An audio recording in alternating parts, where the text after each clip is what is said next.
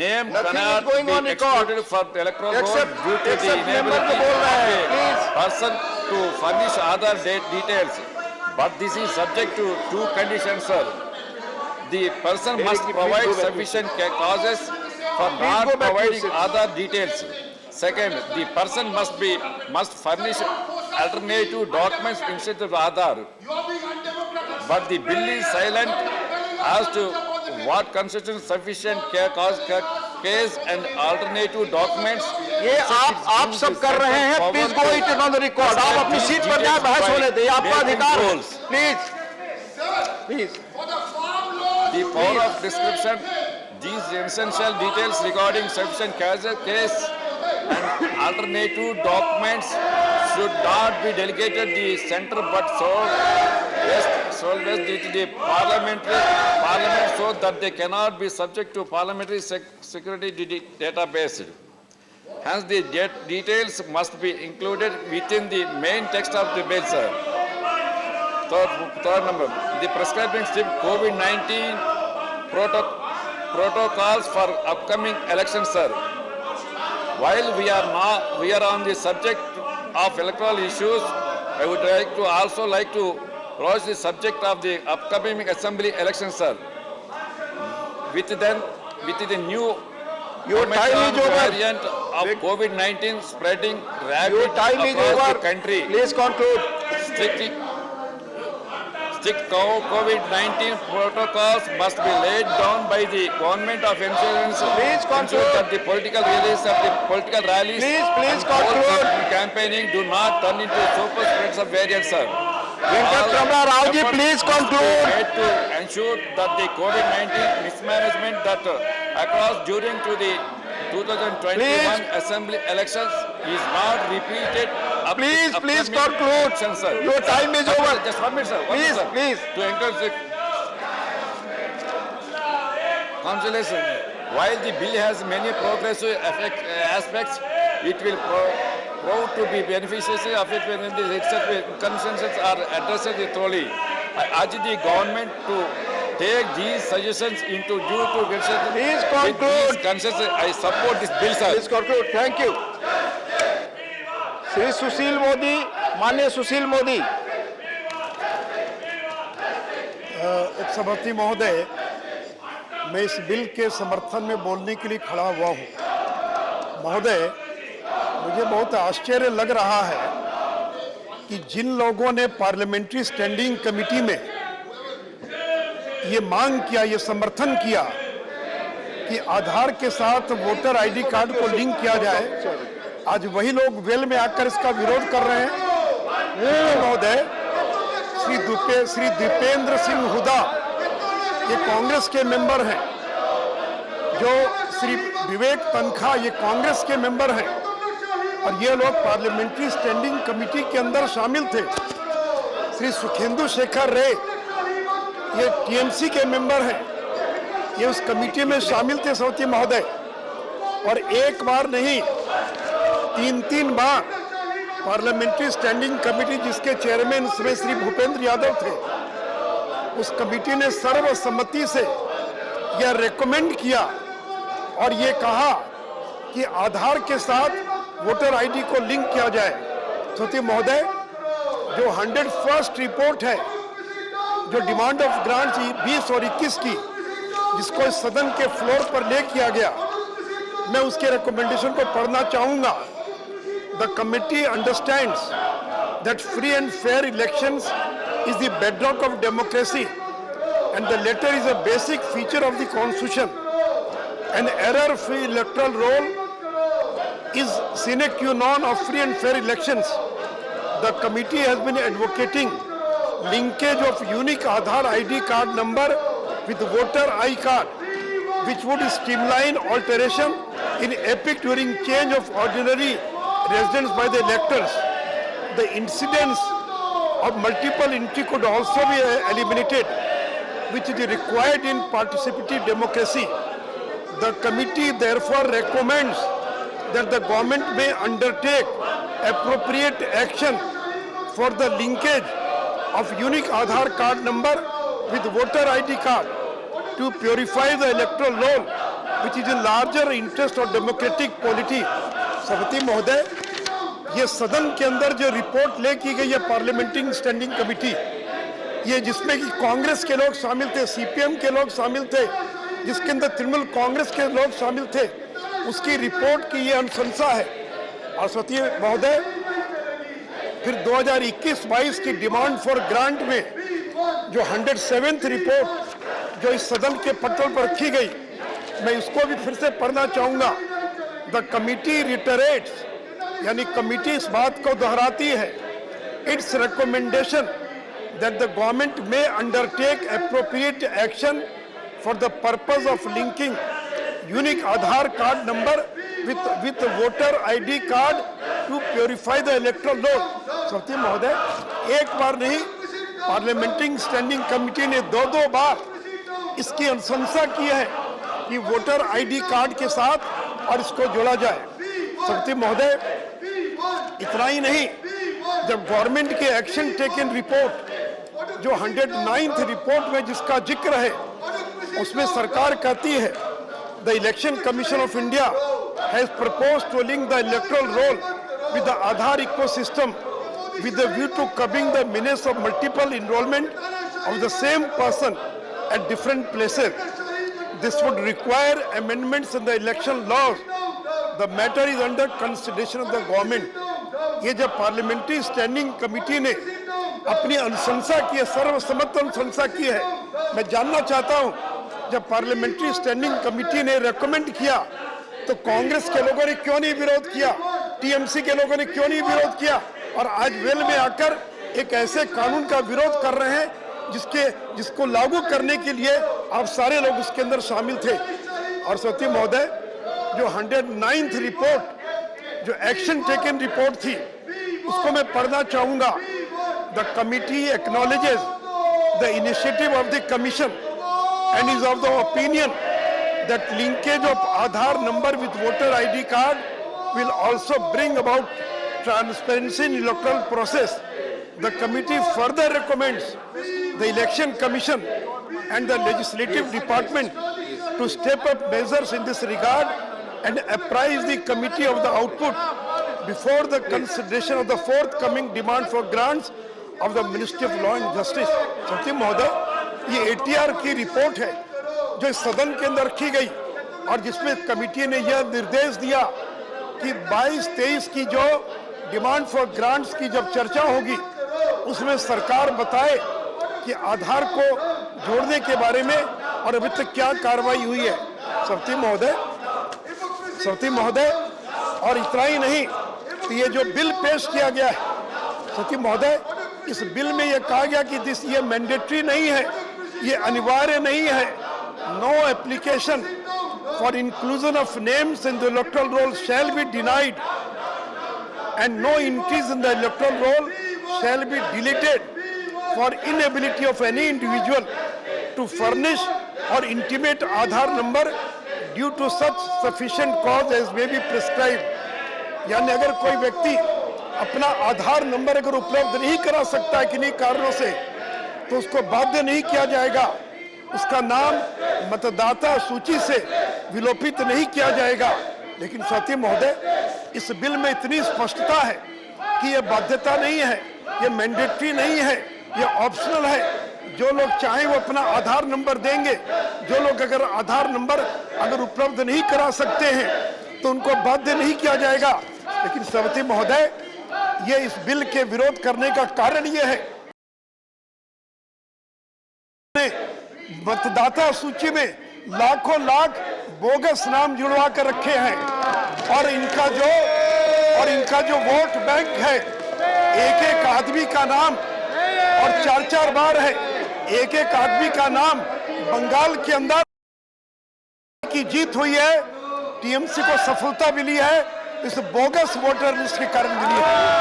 और अगर सभापति महोदय अगर आधार के साथ लिंक कर दिया गया तो लाखों वैसे नाम जो बोगस हैं, जो फेक हैं, जिन लोगों ने गलत तरीके से अपने नाम को दर्ज करा लिया था, वो सारे के सारे नाम और विलोपित कर दिए जाएंगे। ये डर है और इसे अपने वोट बैंक को बचाने के लिए ये लोग इसका विरोध कर रहे हैं सचिव सुखेंदु महोदय। Sekhar Ray ji, point of order, point of order. Sukhendu Sekhar Ray ji, please please please, माननीय Sukhendu Sekhar Ray ji, point of order पे। माइक माइक माइक माइक এটা this. Under rule 41. Sir, the mic. Under rule 241. Sir, the mic, please. Sir, the mic. Rule 241. Please, Sukhendu Sekhar Ray ji, yes, mic is there, please, आप उन्हें disturb ना करें, please. Yes. हाँ, A member or a minister may, with the permission of the chair, make a personal explanation, although there is no question before the council. But in this case, no debatable matter may be brought forward and no debate shall arise. Now, the honorable member who was speaking on the bill, he mentioned my name and names of other members of Congress Party and CPIM, that we were in the standing committee, we did not oppose, but here we are opposing. No, the fact remains, because he was not in the committee at that point of time. This is not direct knowledge, maybe indirect knowledge, somebody has asked him to do so.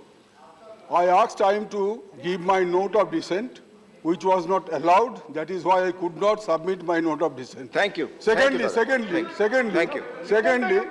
just now, Thank you. Just now, the honorable member has बेबुनियाद, It will examine, please, please, please। उपसभापति महोदय, मैंने Bhupendra Yadav ji chairman थे उस समय, मैंने पूरी verbatim report देखी है। There is no note of dissent from Sukhendu Sekhar Ray, nobody has raised Please speak on the any bill। note एक of मिनट dissent और है, सचिव माननीय महोदय। सुशील मोदी जी। और Please सचिव speak महोदय, on the bill। Please केवल speak on the Bengal bill। में, Please केवल बंगाल में नहीं, केरल के अंदर, speak on the bill। Kerala के अंदर वोटर लिस्ट के अंदर बड़े पैमाने पर और बोगस वोट अपने मतदाता सूची में जो नाम दर्ज करा रखे हैं। सचिव महोदय, जब ये अनिवार्य नहीं है, ये जब मैंडेटरी नहीं है, तो फिर क्यों इस बात का विरोध कर रहे हैं? और सचिव महोदय, ये लोग कहते हैं कि पुट्टू स्वामी के मामले में सुप्रीम कोर्ट का निर्देश है।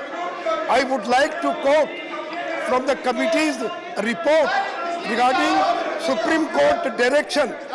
Honorable Supreme Court has since passed its final judgment in the matters relating to Aadhaar issue.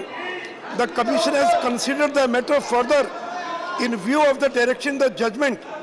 The Commission is keen to make use of the unique ID numbers provided by Aadhaar scheme for cleaning the electoral rolls.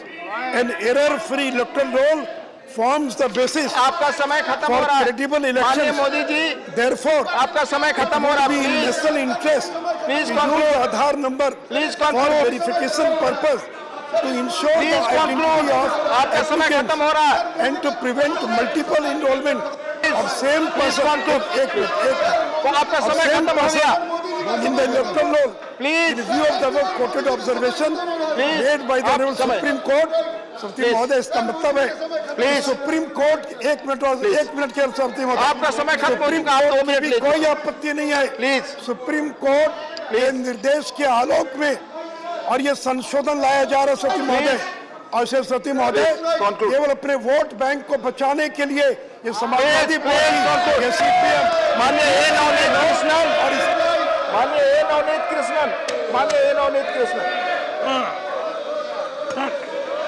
Thank you, sir. I rise to support this bill. This bill is rightly Let them go back rightly and the moved by house will this be ordered, then I will honorable give point of order. minister. Please. Rule of law, to uphold the rule of law. So I request my brother members, don't shout. Please wait 1 minute. 1 minute. When your people are speaking, you are not making the noise. So please 1 minute you must wait. You can no. Yes. It is on the property. Do not discuss among yourselves. Mr. Navneet you are Krishnan, not far. please address chair. No, you Address to the chair. Please address chair. There must be a valid voter list to conduct fair and free election. To have a valid voter list, this amendment is required. So, now Aadhaar is not made mandatory. It is one of the documents required. If Aadhaar is not able to be produced, other documents can be produced. So, to include or exclude the name of the individual in the voter list. So, to conduct fair and free election, there must be a valid voter list. So, no. It prevents bogus voting. It prevents double entry. It prevents impersonation. It prevents impersonation, double entry of individuals as voters. Coverage of NFSA at 61% of the rural population and 41% of the urban population. We are still getting NFSA coverage based on 2011 census, whereas the situation has changed drastically after bifurcation in 2014, and now that the 2021 census is delayed, I am hopeful that specific steps shall be taken to increase the coverage under NFSA by relying on other population surveys and thus assuring food security to a larger population.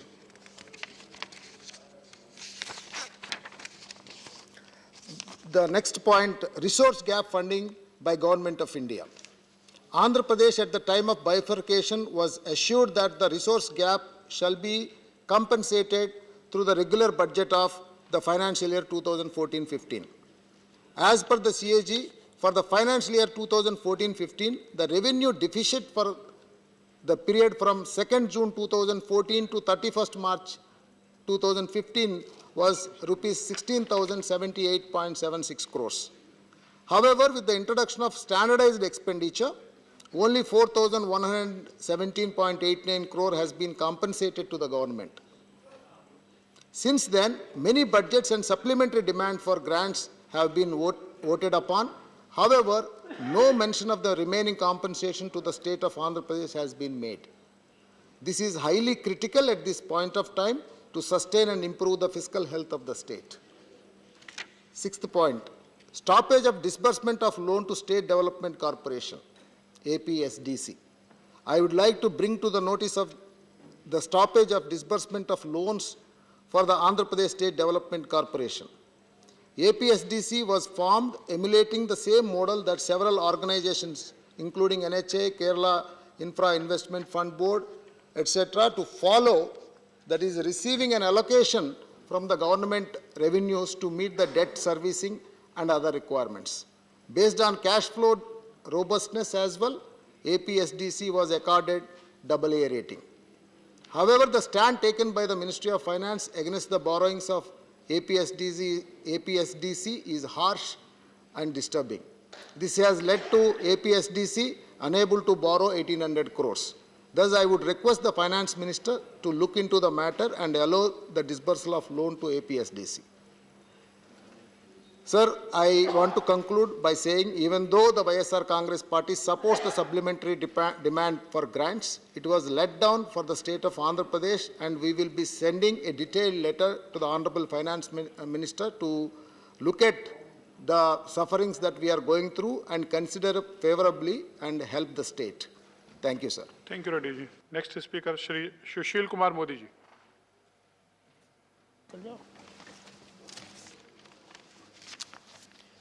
उपसभापति महोदय, मैं second supplementary और appropriation के पक्ष में बोलने के लिए खड़ा हुआ हूँ। उपसभापति महोदय, इस सदन में प्राइस राइज पर चर्चा नहीं हो पाई थी, लेकिन ये पूरा विषय प्राइस राइज से भी जुड़ा हुआ है और इसलिए सदन को ये बताना चाहूँगा कि जो विपक्ष हम पर आरोप लगाता है कि भारत सरकार की आर्थिक नीतियों के कारण मूल्य वृद्धि हो रही है, मैं उन सदस्यों को बताना चाहूँगा कि ये मूल्य वृद्धि इन्फ्लेशन पूरे दुनिया का फिनोमिना बन चुका है। Post pandemic inflation is started to run and even in a country like America in the last 39 years, the highest rate of inflation is 6.8%, which has occurred in America this month only. यानी America जैसे देश में भी 39 साल के बाद पहली बार महंगा इन्फ्लेशन का रेट 6.8 पर पहुंच गया है। यूरोपियन यूनियन के अंदर ये 4.1 है, जो 13 साल के भीतर हाईएस्ट है, और 13 साल में यह डबल हो गया है। यूनाइटेड किंगडम में इट इज 4.2, ब्राजील में 10.67 है, टर्की में 20%, अर्जेंटीना में 50%, रशिया में 8.1%। और सती महोदय, मैं माननीय प्रधानमंत्री से नरेंद्र मोदी जी को धन्यवाद देना चाहूँगा कि लॉकडाउन के बावजूद, कोरोना के बावजूद हम लोगों ने अर्थव्यवस्था को जिस तरह से नियंत्रित किया है, उसी का परिणाम है कि भारत के अंदर जो इन्फ्लेशन का रेट है वो नियंत्रण के भीतर है। और सरस्वती महोदय, ये जो इन्फ्लेशन है इसका मुख्य कारण क्या है? पूरे दुनिया के अंदर चिप का शॉर्टेज हो गया।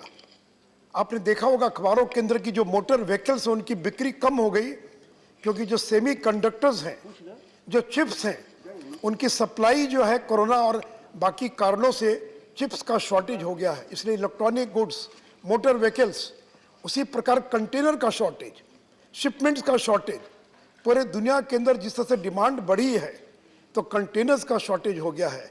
Metals, minerals, crude oil, edible oil, इन सारे कारणों से। और सती महोदय, हम भारत की अर्थव्यवस्था पूरी दुनिया से जुड़ी है, हम आइसोलेशन में नहीं हैं। अगर पूरे दुनिया में महंगाई बढ़ती, इन्फ्लेशन बढ़ता है तो भारत उसे अछूता नहीं रह सकता है। India is force to import that international inflation. हम अंतर्राष्ट्रीय इन्फ्लेशन को हमको इम्पोर्ट कर रहे हैं, as India is linked with global economy and relies on global regional value chain for its economic operation. और सती महोदय, मैं ये भी सदन को बताना चाहूँगा कि 2008 में इस देश में किसकी सरकार थी? कांग्रेस की सरकार थी। ग्लोबल फाइनेंशियल क्राइसिस हुआ था, उस समय उन्होंने इन्फ्लेशन को किस तरह से कंट्रोल किया, जबकि 2008 के बाद न तो लॉकडाउन था, न कोई कोरोना था, फिर भी जो है, और उस समय महंगाई की दर कितनी ज़्यादा बढ़ गई थी। और सती महोदय, और हम लोगों ने इस कोरोना के बावजूद डिमांड और सप्लाई का बैलेंस बनाकर इन्फ्लेशन के रेट को हम लोगों नियंत्रण में रखने का काम किया है। इसलिए ग्लोबल फाइनेंशियल क्राइसिस में भी जो लोग और यहाँ की अर्थव्यवस्था को नियंत्रित नहीं कर पाए, वो लोग हम पर आरोप लगाते हैं। और सती महोदय, इस इन्फ्लेशन बढ़ने का दो मुख्य कारण है।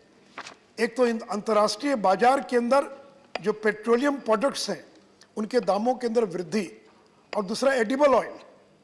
और मैं सदन को बताना चाहूँगा कि हम अपनी आवश्यकता का 83% से ज़्यादा पेट्रोलियम प्रोडक्ट्स हमको इंपोर्ट करना पड़ता है। और जो खाद्य तेल है, जो एडिबल ऑयल है, वो भी हम 60% से ज़्यादा जो है हमको आयात करना पड़ता है। और सती महोदय, पेट्रोलियम प्राइसेस जहाँ 1.5 साल पहले $20 पर बैरल था, वो बढ़कर $80 पर बैरल पर पहुँच गया। और इसका एक बड़ा कारण ये था कि जो oil and petroleum exporting countries हैं, उन लोगों ने जानबूझ करके सप्लाई को कम कर दिया ताकि विश्व के बाजार में और पेट्रोलियम की जो है और वृद्धि हो सके, पदार्थों की वृद्धि हो सके। और इतना ही नहीं, तो एलपीजी के भी प्राइस में 238% की और वृद्धि हो गई अंतर्राष्ट्रीय बाजार के अंदर। और जो एक्सचेंज रेट है, क्योंकि हम आयात करते इसलिए हमको डॉलर में भुगतान करना पड़ता है, तो हमारा जो एक्सचेंज रेट है वो जहाँ 2014 में 60 रुपीज़ पर डॉलर था, वो बढ़कर 75 रुपीज़ पर डॉलर पहुँच गया।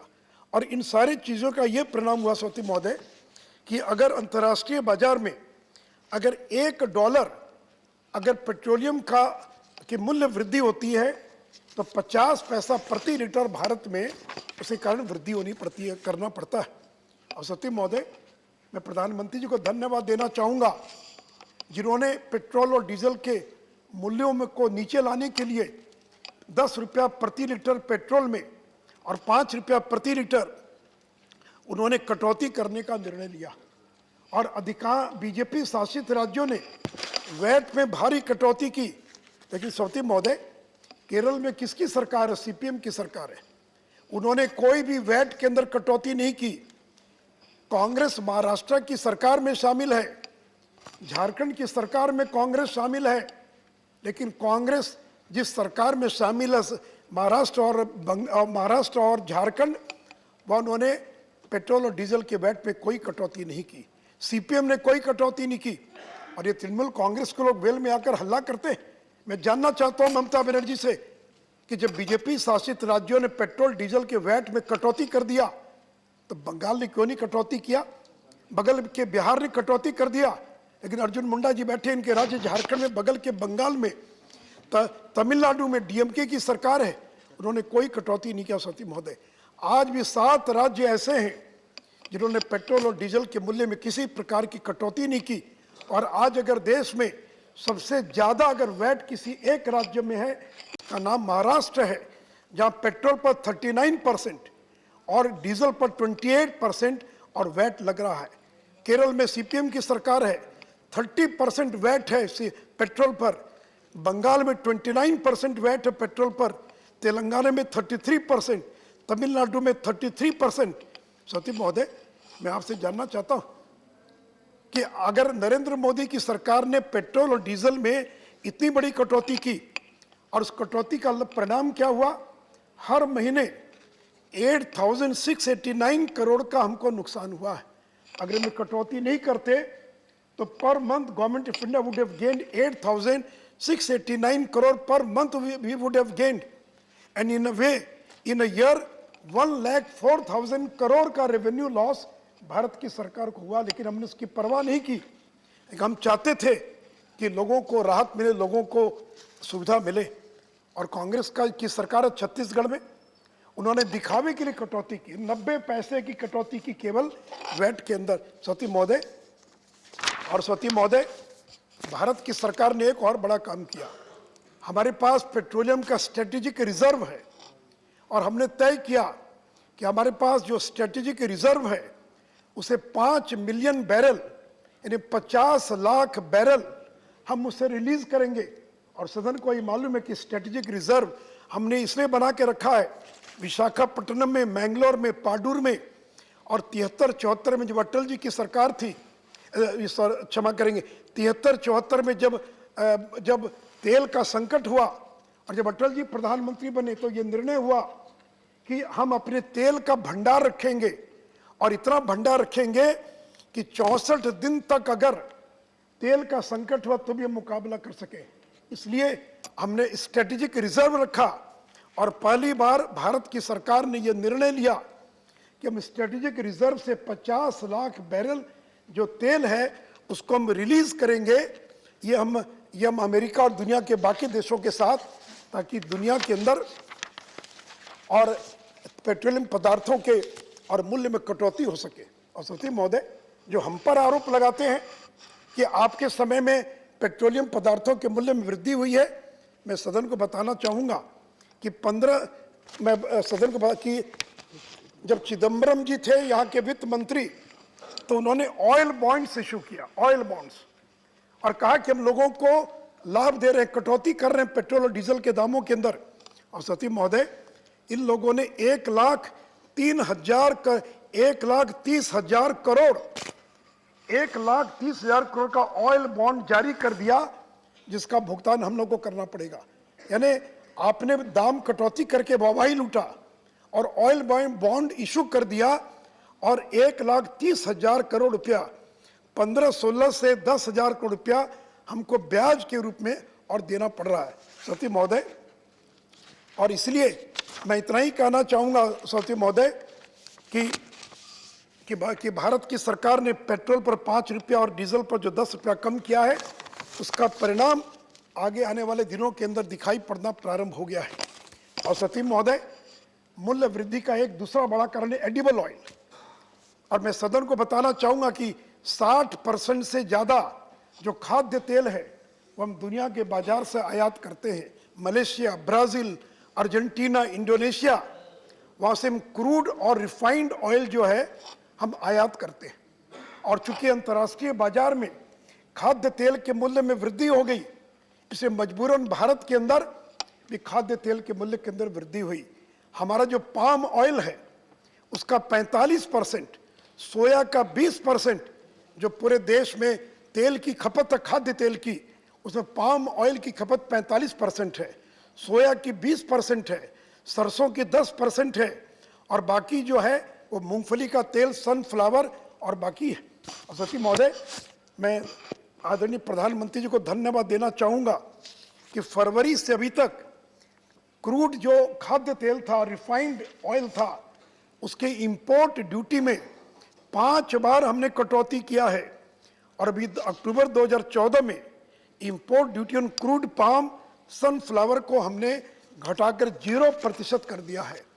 और इतना ही नहीं, रिफाइंड जो पाम, सनफ्लावर, सोया पर जो एग्रीकल्चर सेस लगता था, वो एग्रीकल्चर सेस को भी हमने और काफ़ी घटाने का काम किया है। और इतना ही नहीं तो सरसों के तेल का, और आज के अखबार में आपने पढ़ा होगा, भारत की सरकार ने 7 चीज़ों के जो फॉरवर्ड ट्रेडिंग होती है डेरिवेटिव मार्केट में, उस पर 1 साल के लिए रोक लगा दिया है, ताकि सोया, सरसों, इस तरह की चीज़ों पर कोई भी स्टॉक एक्सचेंज के अंदर जो है और उस पर उसकी बोली नहीं लग सकेगी। साथ ही साथ 2 माह से ज़्यादा का स्टॉक कोई व्यापारी जो है और वह रख नहीं सकेगा। तो सौती महोदय, और इतना ही नहीं, नरेंद्र मोदी दूरदर्शी व्यक्ति है। तो जिन लोगों ने 60 साल राज किया, उनसे मैं जानना चाहता हूं कि खाद्य तेल क्यों हमको आयात करना पड़ रहा, क्यों नहीं हम तिलहन की उपज को बढ़ाने का हमने काम किया। हमारी सरकार ने अगले 5 साल के लिए 11,040 करोड़ रुपए का national mission on edible oil, आदरणीय प्रधानमंत्री जी के कैबिनेट ने फैसला लिया है कि अगले 5 साल में 11,000 करोड़ खर्च करेंगे, ताकि हम तिलहन के मामले में हम आत्मनिर्भर बन सके। और इतना ही नहीं सवती महोदय, कि टारगेट है कि पाम ऑयल का जो एकरेज है 6.5 लाख हेक्टेयर की टारगेट है कि पाम ऑयल का जो एकरेज है 6.5 लाख हेक्टेयर, उसका जो क्षेत्रफल है उत्पादन का, वो बढ़ाने का निर्णय लिया गया है। और क्रूड पाम ऑयल जो है, to grow production of crude palm oil to 11.2 lakh ton by 25-26 और 28 लाख टन 29-30 तक हम इसके उत्पादन को बढ़ाने का हमने तय किया है। सत्य महोदय, भारत की सरकार इस बात का भी विचार कर रही है कि अगर प्राइस बढ़ता है, फ्लक्चुएशन होता है, क्योंकि हम बड़े पैमाने पर तिलहन को प्रोत्साहित कर रहे हैं। जैसा मैंने बताया 11 लाख करोड़ रुपए का, 11,000 करोड़ रुपए का 5 साल का national mission for edible oil इस सरकार ने निर्णय लिया है।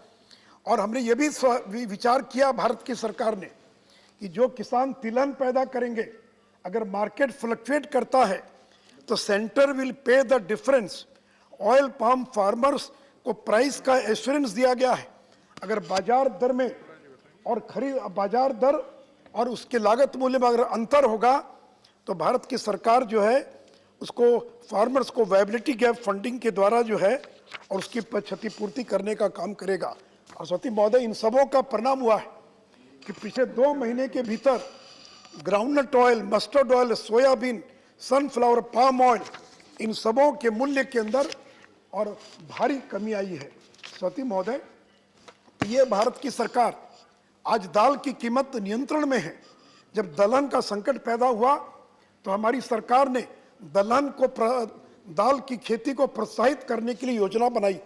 और सती महोदय, मुझे पूरा विश्वास है कि नरेंद्र मोदी के नेतृत्व में आगे आने वाले दिनों में ये दाल जो हमको बर्मा से आयात करना पड़ता है, हमको दुनिया के बाकी देशों से आयात करना पड़ता है, तो दलहन और तिलहन, ये जो खाद्य तेल है और जो पल्सेस हैं, इसके मामले में बहुत जल्द भारत जो है आत्मनिर्भर हो पाएगा। सती महोदय, इस सप्लीमेंट्री बजट में जो सबसे बड़ी राशि का प्रावधान किया गया है, वो एयर इंडिया के लिए 62,000 करोड़ रुपए का, 62,057 crore for infusion into Air India asset holding. सती महोदय, ये महाराजा इतना गरीब कैसे हो गया? जो एक जमाने में महाराजा, जो ये नवरत्न था एयर इंडिया, ये नवरत्न जो है वो गरीब हो गया कि आज उसको बेल आउट करना पड़ रहा। सती महोदय, और सती महोदय, आज अगर 70,000 करोड़ रुपए से ज्यादा का अगर कर्ज में डूबा था एयर इंडिया, उसका कारण ये कांग्रेस की सरकार है, जिन्होंने अपने 10 साल के शासनकाल के अंदर और एयर इंडिया और इंडियन एयरलाइंस को यहाँ तक पहुँचा दिया। सती महोदय, मैं सदन को बताना चाहूँगा कि 6-7 के अंदर एयर इंडिया का घाटा था 541 करोड़, और इंडियन एयरलाइंस का घाटा था 230 crore to 30 crore. To stem the rising losses, the UPA government on July 15, 2007 decided to merge Air India और इंडियन एयरलाइंस। तो इन्होंने मर्ज कर दिया एयर इंडिया और इंडियन एयरलाइंस को, और मर्ज करने का परिणाम ये हुआ, the merger was a gross mistake as there was no synergies, resources, aircraft, men, material and machines remain divided. The merger simply magnified problems like excess manpower. Satyam Mohoday, the policies of UPA government vis-a-vis merge entity and arbitrary decision led to the airline posting a loss of, पहले ही साल में घाटा बढ़कर 2,226 करोड़ पहुंच गया। सत्यम महोदय, और 2007 से लेकर 2009 के बीच में जो उसका घाटा था वो बढ़कर 7,200 करोड़ पहुंच गया। सत्यम महोदय, बाय द एक बात मैं और सदन को बताना चाहूंगा सत्यम महोदय, कि यूपीए की सरकार ने पहले निर्णय लिया गया था कि 11 एयरक्राफ्ट खरीदा जाना है, 11 एयरक्राफ्ट जो है वो खरीदा जाना था, लेकिन इन्होंने खरीदा कितना सत्यम महोदय?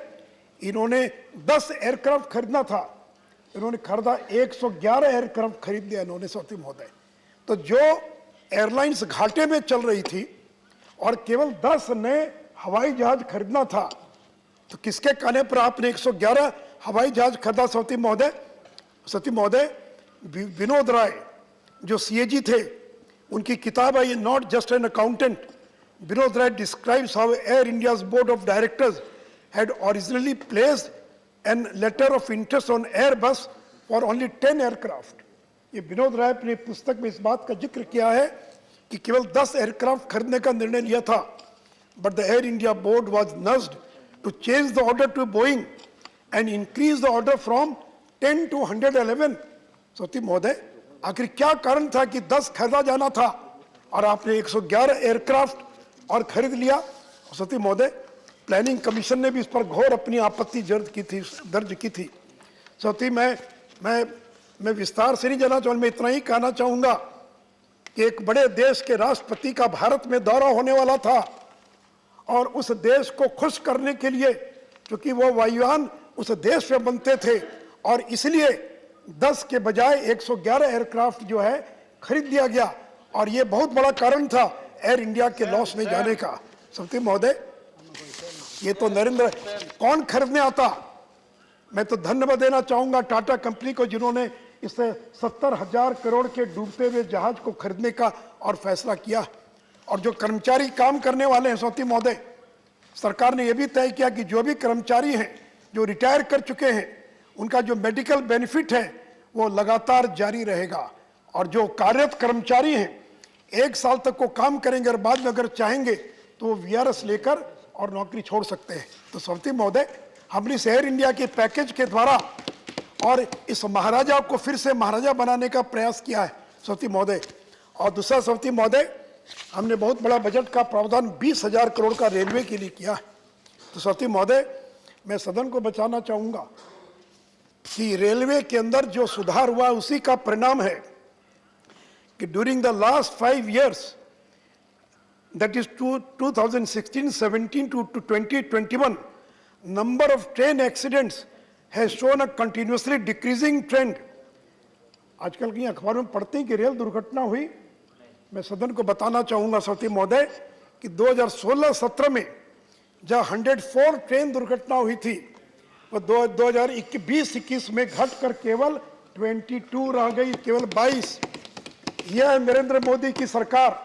रेलवे को मर्ज कर दिया जनरल बजट के साथ, और हमने रेलवे की सुरक्षा पर जो प्रयास किया उसी का परिणाम है कि 104 दुर्घटना जहां हुई थी 2016-17 में, वो घटकर 22 पर पहुंच गई। और सत्यम महोदय, आपको पता है पिछले 2 वर्षों में एक भी मृत्यु नहीं हुई है रेल दुर्घटना में, एक भी आदमी की मौत नहीं हुई है। और नहीं तो कोई साल ऐसा नहीं था कि 100 लोग, 150 लोग, 200 लोग ट्रेन दुर्घटना में मारे जाते थे। सत्य लोग, कुछ लोग कह सकते हैं कि कोरोना था, 2021 में कोरोना में तो ट्रेन चली नहीं तो लोगों की मृत्यु नहीं हुई। लेकिन मैं सदन को बताना चाहूँगा कि 19-20 में 2019-20 when there was no corona, there was no pandemic, not a single passenger died because of rail accident. ये है नरेंद्र मोदी की सरकार। श्रोती महोदय, इस बजट में 12,000 crore has been given for a major upgrade of stations and rupees 11,000 crore for covering the cost of 100 train sets। Shroti महोदय, एक और ऐतिहासिक काम किया है नरेंद्र मोदी की सरकार ने। आपको मालूम है कि जो ट्रेन चलती थी ये डीजल पर चलती थी। सरकार ने तय किया कि हम रेल का विद्युतीकरण करेंगे ताकि डीजल की बचत हो और पर्यावरण भी प्रदूषित नहीं हो। और मैं सदन को बताना चाहूँगा कि as on 1 April 2021 out of 64,689 broad gauge route kilometre, यानी 1 अप्रैल 2021 तक, लेटेस्ट आंकड़ा मेरे पास नहीं, 6 महीना पहले का आंकड़ा है, 64,689 ब्रॉड गेज जो रूट किलोमीटर है, अभी तक 71% हमने उसका इलेक्ट्रिफिकेशन कर दिया है। और बहुत जल्द भारत की सरकार 100% रेलवे के विद्युतीकरण के लक्ष्य को प्राप्त करेगी। और उसका परिणाम क्या हो सकती है महोदय? डीजल से जो कार्बन डाइऑक्साइड निकलता था, कितनी बचत हुई, तो मैं सदन को यह भी जानकारी देना चाहूंगा। This has resulted in reduction in emission of 9.99 lakh ton of carbon dioxide, यानी करीब 10 लाख टन कार्बन डाइऑक्साइड को हमने बचा लिया जो वायुमंडल में जाकर प्रदूषित करता। We were able to save 10 lakh ton of carbon dioxide in the year 1920। और 2021 में कितना कार्बन डाइऑक्साइड हम कम प्रदूषित करेंगे? 25.48 lakh ton of carbon dioxide हम कम प्रदूषित करेंगे। श्रोती महोदय, ये सारी बातें जिस तरह से समाचार पत्रों में आनी चाहिए, समाचार पत्रों में नहीं आती है कि लोग कहते हैं कि आपने क्यों मर्ज कर दिया, क्यों आपने कर दिया। तो श्रोती महोदय, और एक और बात फर्टिलाइजर्स के बारे में, हमारे मित्र राकेश सिन्हा जी ने उसका विस्तार से जिक्र किया है कि अंतर्राष्ट्रीय बाजार में जो यूरिया है, जो डीएपी है, हम इंपोर्ट करते हैं। हमारी आवश्यकता का जो फर्टिलाइजर है, करीब 35% से ज़्यादा हम फर्टिलाइजर इंपोर्ट करने का काम करते हैं। And in this year 21-22 we have provided 1,55,000 crore हमने सब्सिडी के लिए प्रावधान किया है ताकि किसानों को ऊंचे मूल्य पर यूरिया और डीएपी खरीदना न पड़े। जो लोग किसानों को लेकर आंदोलन करते हैं, मैं उनसे जानना चाहता हूं कि क्या डीएपी और यूरिया का दाम बढ़ा? लोगों को यूरिया डीएपी नहीं मिल रहा है जब अंतर्राष्ट्रीय बाजार में दाम बढ़ा। एंड सर, ग्लोबल 5 मिनट में और लेना चाहूंगा sir. Global fertiliser prices surge रफली 200%। अंतर्राष्ट्रीय बाजार में जो फर्टिलाइजर है उसके दाम में 200% की वृद्धि हुई। और उसका कारण क्या था कि अंतर्राष्ट्रीय मार्केट में कोयला और नेचुरल गैस, ये जो दो मुख्य उसके निर्माण के आधार थे, उस पर चाइना और रशिया ने और प्रतिबंध लगा दिया या रोक लगा दिया। और उसका परिणाम ये हुआ कि चाइना और रशिया ने जब कोल और नेचुरल गैस के निर्यात पर नियंत्रण लगा दिया तो अंतर्राष्ट्रीय बाजार के अंदर फर्टिलाइजर के दाम के अंदर और काफी वृद्धि हो गई। और श्रोती महोदय, और उसी का परिणाम है श्रोती महोदय, और ये नरेंद्र मोदी जी की सरकार है जिन्होंने इसका प्रावधान किया। जो DAP, India raises the subsidy to protect farmers from price shocks. Retail prices of a ton of DAP in India is less than half the global price. अंतर्राष्ट्रीय बाजार में डीएपी की जितनी कीमत है, भारत में उससे आधी कीमत पर हम किसानों को और देने का काम कर रहे श्रोती महोदय। और महोदय, और इसलिए पहले जहां 15 ट्रेनों से हम फर्टिलाइजर पहुंचा रहे थे, मैं धन्यवाद देना चाहूंगा रेल मंत्री और मनसुख भाई को और केमिकल फर्टिलाइजर के मंत्री को कि अब 30 ट्रेनों से हर राज्य के अंदर फर्टिलाइजर को पहुंचाया जा रहा है ताकि किसी प्रकार का कोई संकट नहीं हो सके। श्रोती महोदय, इन नवंबर 2020 अंडर द आत्मनिर्भर Bharat economic package, the government announced an additional allocation of 65,000 crore in 2021 for fertilizer subsidy. As a result, the allocation for 2021 has increased from 71,039 crore to 1,33,000 crore at the revised stage. 1,33,000 crore at the revised stage. Shroti महोदय, और सौती महोदय, निर्मला जी ने अभी supplementary budget पेश किया है। सौती महोदय, इस कठिन दौर से पूरी दुनिया गुजरी है और भारत भी किस प्रकार से गुजरा है, लेकिन मैं सदन को बताना चाहूँगा कि कुल मिलाकर 22 हाई फ्रीक्वेंसी इंडिकेटर्स हैं। किसी भी अर्थव्यवस्था को नापने के लिए 22 मानक तैयार किए गए हैं, 22 हाई फ्रीक्वेंसी इंडिकेटर्स। उस 22 में से हम 19 मानकों पर हमने 2019 में जितना था उसको हमने पार कर दिया है। केवल 3 ऐसे मानक हैं जैसे स्टील, डोमेस्टिक ऑटो सेल और एयर पैसेंजर ट्रैफिक। अभी भी हवाई जहाज में यात्रा करने वाले लोगों की संख्या कम है क्योंकि बहुत तरह का नियंत्रण है। और दूसरा स्टील भी हमको आयात करना पड़ता है। और ऑटो सेल्स, सेमीकंडक्टर के क्राइसिस के कारण गाड़ियों के उत्पादन में 6-6 महीना लग रहा है। ये 3 मानकों को छोड़ दे सौती महोदय तो 22 में से 19 मानक ऐसे पैरामीटर्स हैं जिसमें हमने 2019 का जो लेवल था उसको हमने क्रॉस कर लिया। यह देश की अर्थव्यवस्था। सौती महोदय, मैं उन मानकों का 1 मिनट पढ़ना चाहूँगा। UPI, Google mobility, merchant imports, e-way bill volume, merchant exports, coal production, rail freight traffic, fertiliser sale, PMI services, power consumption, PMI manufacturing, tractor sales, cement production, port cargo traffic, core industries, index of industrial production, fuel consumption. इन 19 मानकों पर Covid के पहले जो हमारी थी स्थिति, हमने उसको पार कर लिया है और केवल 3 मानक बचे हैं जिस पर अभी भी हम स्टील, एयर पैसेंजर ट्रैफिक और ऑटो सेल्स जो हमारे नियंत्रण में नहीं है। तो सौती महोदय, यह भारत की सरकार, यह है नरेंद्र मोदी की सरकार कि विपरीत परिस्थिति में जहां पूरी दुनिया में महंगाई बढ़ रही है, हमने महंगाई को नियंत्रित करके दिखाया है। पूरे दुनिया के अंदर जहां, और जो लोग कहते थे चले गए, वहां क्या बयान दिया था चिदम्बरम साहब ने कि नोट छापना चाहिए। नरेंद्र मोदी जी, नोट छापिए, आपके पास प्रिंटिंग मशीन है, जितने नोट छाप सकते हैं छाप कर लोगों को दीजिए। अगर हमने उनकी बात को मान लिया होता तो आज हमारा जो इन्फ्लेशन का जो रेट है वो 15-20% पहुंच गया होता। और जो काम अमेरिका ने किया कि अमेरिका ने लोगों को स्टिमुलस बांट दिया, पैसा बांट दिया, एक आदमी को $5,000, $10,000, आज वो 39 साल के हाईएस्ट इन्फ्लेशन रेट पर पहुंच गया। सौती महोदय, हमने कोरोना का भी मुकाबला किया, हमने पेंडेमिक का मुकाबला किया, और इसके बावजूद हमने अर्थव्यवस्था को ठीक दिशा में और बढ़ाने का काम किया है। तो इसलिए सौती महोदय, आज का जो सप्लीमेंट्री बजट और जो प्रिपरेशन बिल है, मैं उसके समर्थन में खड़ा हूँ और मैं पूरे देश को विश्वास दिलाना चाहता हूँ कि नरेंद्र मोदी के नेतृत्व में जो सरकार है वो 22-23 का जो वर्ष होगा भारत के लिए और शुभ होगा। और हम जो 19 के पहले की जो थी स्थिति, हम 22-23 के अंदर भारत को उस स्थिति में पहुंचाने में सफल होंगे। इन्हीं शब्दों के साथ मैं अपनी बात समाप्त करता हूं। धन्यवाद। धन्यवाद सुशील कुमार मोदी जी। Next speaker Shri Arun Singh ji. धन्यवाद सर।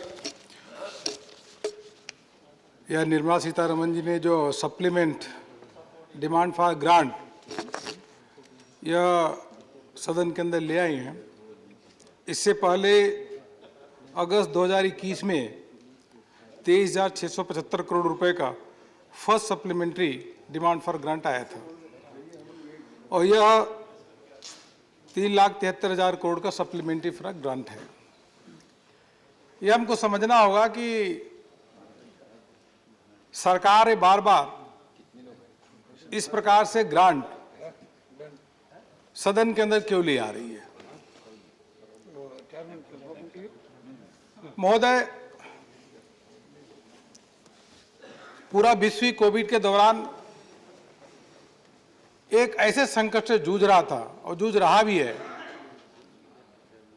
जहां पे एक तरफ तो गरीबों की मदद करना, उद्योगों की मदद करना, हेल्थ इंफ्रास्ट्रक्चर को और इम्प्रूव करना और वहीं अपने अर्थव्यवस्था को भी बचाए रखना।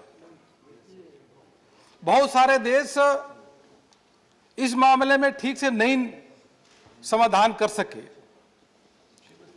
लेकिन जब कोविड का संकट भारत में शुरू हुआ तो माननीय प्रधानमंत्री जी ने समय रहते जिस प्रकार से अनेकों उपाय किए, और उन्हीं उपायों का कारण है कि आज हम, चाहे पहला बजट हो सप्लीमेंट्री ग्रांट, चाहे यह ग्रांट हो सप्लीमेंट्री ग्रांट, इसमें फाइनेंशियल प्रोविजनिंग या फाइनेंस की अधिक डिमांड की गई है। सबसे पहले उन्होंने चिंता की, और चिंता की तो देश के गरीबों की चिंता की। उन्होंने खजाने की चिंता नहीं की। जब कोविड-1 आया तो 80 करोड़ देशवासियों को सरकार के खजाने से 9 महीने मुफ्त में अनाज देने का काम किया। और जो कोविड-2 आया उस समय भी यह मोदी जी ने नहीं सोचा कि पहले तो 9 महीने हमने गरीबों को अनाज दिया ही था, हमारे खजाने में पैसा है कि नहीं है। दोबारा उन्होंने निर्णय लिया कि दिवाली तक 80 करोड़ लोगों को मुफ्त में 5 किलो अनाज प्रति व्यक्ति को मिलेगा। और अभी यह निर्णय लिया कि वो 3 महीने और अधिक उनको अनाज मिलने का काम होगा। इसीलिए आज देश का गरीब जो है, प्रधानमंत्री नरेंद्र मोदी जी को अपने मसीहा के रूप में देखता है, और देश का गरीब अगर खड़ा है किसी के साथ तो देश के प्रधानमंत्री मोदी जी के साथ खड़ा है। मान्यवर, ये सब कुछ इस पर निर्भर करता है कि नेतृत्व तो कैसा है। आज सामने जो विपक्ष पार्टियों के सदस्य हैं नहीं, यहाँ दिख नहीं रहे हैं, और भारतीय जनता पार्टी और एनडीए के लोग यहाँ पे भी है, वहाँ सदन में भी है। हमारी पार्टी की जहाँ भी सरकारें हैं वो अच्छा काम कर रही हैं, और पार्टी का लगातार ग्रोथ हो रहा है। जो भी चुनाव आते हैं, हर चुनाव में लगातार प्रधानमंत्री मोदी जी के नेतृत्व को जनता पूरा समर्थन दे रही है। अभी त्रिपुरा का चुनाव आया, त्रिपुरा के चुनाव में 334 कारपोरेशन की सीटें थी। 334 कारपोरेशन की सीटें में सभी विपक्ष, टीएमसी और कांग्रेस सभी मिले, और सभी ने नरेंद्र मोदी जी की नीतियों का विरोध किया। लेकिन उसके बाद सभी पार्टियों को मिलकर के केवल 4 सीटें मिली, और भारतीय जनता पार्टी को 329 सीटें मिली प्रधानमंत्री मोदी जी के नेतृत्व में। सब देश की जनता देख रही कि कौन किस प्रकार से काम कर रहा है, विपक्ष का रुख कैसा है, इनका नेतृत्व कैसे है। और हमें गर्व है कि हमारा नेतृत्व ऐसा है, प्रधानमंत्री मोदी जी का जो सर्वगुण संपन्न नेतृत्व है, यह ऐसा नेतृत्व है जिसपे देश के लोगों का भरोसा है, जिसमें लोगों का विश्वास है। और जब मैं भरोसा और विश्वास कहता हूं तो देश के आगे हमारे समझ सब आंकड़े सामने दिखाई देते हैं। 9 करोड़ गरीबों को गैस कनेक्शन देना, और जब कोविड का संकट आया तो एक एक अकाउंट में महिलाओं के 20 करोड़ महिलाओं के अकाउंट में 500-500 रुपए के 3 किस्त देना, और उसका भी इसमें प्रोविजन किया गया है। 3 किस्त उनके अकाउंट में 20 करोड़ महिलाओं के अकाउंट में पैसा देना। रेडी वाले, पटरी वाले, उनको भी पैसा देने का काम किया। और तो और जल जीवन मिशन के माध्यम से भी देखेंगे तो पहले 20,000, 25,000, 30,000 करोड़ का बजट होता था, अब अगले 4 सालों में ये 3 लाख करोड़ रुपए से अधिक खर्च किया जाएगा। इसी प्रकार से हेल्थ इंफ्रास्ट्रक्चर में देखें तो, स्वास्थ्य सुविधा में देखें तो यूपीए के समय थी, उस समय कि ना 30-32,000 करोड़ रुपए खर्च होता था। ये मोदी जी हैं जो आज के दिन में 9 गुना बढ़ा करके उसको 2.5 से 3 लाख रुपए उन्होंने कर दिया है। तो जब यह खर्चा डालेंगे तो बजट तो बढ़ेगा ही बढ़ेगा। और इसीलिए मैं कह रहा हूं कि जनता ने जो विश्वास किया था मोदी जी पे, वह विश्वास कायम है, भरोसा कायम है। और इसका सीधा सीधा उदाहरण देखिए तो, जब विश्वास की मैं बात करता हूं तो विपक्ष के लोग तो नहीं है, वह 2014 के बाद से लगातार विरोध कर रहे हैं। लेकिन जो 2014 में जो प्रधानमंत्री मोदी जी के नाम पे वोट मिला और 2019 में वोट मिला, 2019 में 5 करोड़ उनके नाम पे अधिक वोट मिला। यह भरोसा विश्वास प्रधानमंत्री मोदी जी पे है। 2019 में 5 करोड़ अधिक, और हमारे मित्र कह रहे अगले बार 5 करोड़ अधिक मिलेगा ही मिलेगा। तो यह इसलिए है क्योंकि भारत के खजाने को अगर मोदी जी ने समर्पित किया है तो देश के गरीबों के लिए, किसानों के लिए उन्होंने समर्पित किया, इसलिए उन पर भरोसा भी है और विश्वास भी है। या और नेतृत्व में एक क्षमता और होनी चाहिए कि निर्णय लेने वाला नेतृत्व हो, इधर इधर देखने वाला नहीं। पहले नेतृत्व कैसा होता था, कोई निर्णय ही नहीं लेते थे। आज चिदम्बरम जी और ये सब मनमोहन सिंह जी यहाँ नहीं है, लेकिन उसमें 28, 29 कमेटियां बनती थी। एक निर्णय लेने के लिए 5 कमेटियां, हर सदस्य 20-20 कमेटी का, ग्रुप ऑफ मिनिस्टर्स की कमेटी का मेंबर होता था, और निर्णय कोई लेते नहीं थे। एक निर्णय के लिए दूसरी कमेटी, दूसरे के लिए तीसरी कमेटी। न निर्णय लेना ही सबसे बड़ा निर्णय था यूपीए सरकार का। लेकिन है ना, मोदी जी की सरकार है, जब उन्होंने आर्थिक पक्ष पे अगर निर्णय लेने की बात आई तो जीएसटी का एक देश में 1 कर होना चाहिए, इस प्रकार का विश्व का सबसे बड़ा कर सुधार का कोई निर्णय लिया तो प्रधानमंत्री नरेंद्र मोदी जी ने, और उसका नतीजा भी देखने को मिल रहा है। 1,30,000 35,000 करोड़ रुपए जीएसटी का पर मंथ कलेक्शन हो रहा है। मैं तो कहना चाहूंगा कि आपने जीएसटी को बदनाम किया था, उसमें गब्बर सिंह टैक्स करके, आपको देशवासियों से माफी मांगना चाहिए, क्योंकि यह जीएसटी का जो कलेक्शन हो रहा है, एक गरीबों के मकान बनाने के लिए खर्च हो रहा है। ये जीएसटी का कलेक्शन हो रहा है तो गरीबों को स्वास्थ्य सुविधा देने के लिए खर्च हो रहा है। देशवासियों से उनको माफी मांगनी चाहिए। इस प्रकार का जब भी कोई भी निर्णय लेने की बात आई तो मोदी जी ने 1 मिनट भी उसको आगे किसी भी तरीके से आगे नहीं बढ़ाया, न भटकाया, और निर्णय लेने का काम किया। तीसरी बात, सभापति महोदय, उपसभापति महोदय, एक बात और कहूंगा, नेतृत्व की बात आती है तो यह बात आती है कि नेतृत्व कैसा है, त्यागी और तपस्वी है कि नहीं है, उस पर विश्वास है कि नहीं है। कोई देख करके या विपक्ष के नेता को बोल नहीं सकता त्यागी और तपस्वी। यह 7 साल सरकार चलते हुए हो गया, लेकिन प्रधानमंत्री मोदी जी की सरकार पे 1 रुपए का आरोप नहीं लगाया है। यह प्रधानमंत्री जी की सरकार की विश्वसनीयता है। यही यूपीए के समय था तो क्या होता, जल में भी, थल में भी, नभ में भी, तीनों जगह घोटाले ही घोटाले होते थे। 2G 3G हर जगह घोटाले होने का काम करते थे।